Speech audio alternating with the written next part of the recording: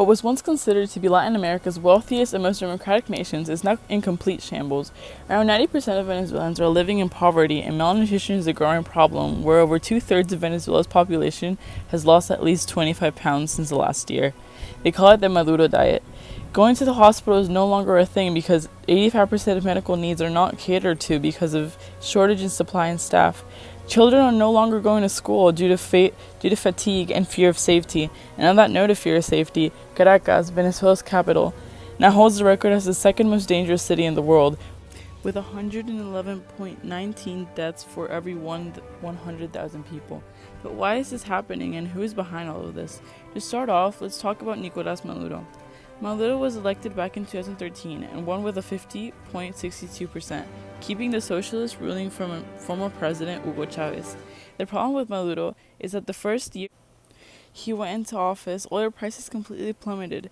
Barrels were sold at $107 in 2008, but by 2013, prices had fallen to around $40 to $30 per barrel. This is awful for Venezuela because 50% of Venezuela's GDP is consisted of oil exports. Because of this, inflation is growing daily and making the bolivar virtually worthless.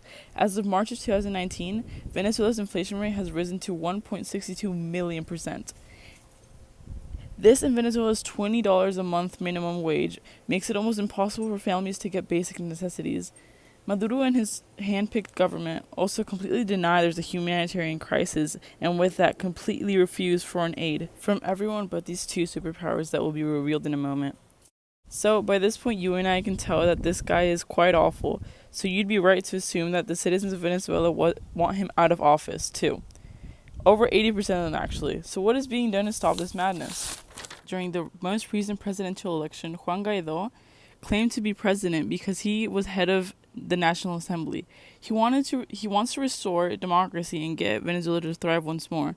Almost every country in South America and the United States support this decision, but Maduro, being Maduro, still claims to be president, and the entire Venezuelan army, which controls the food supply, by the way, is behind him. Remember the two superpowers? Okay, well, both Russia and China have been funding Maduro and have given Venezuela multiple financial lifelines.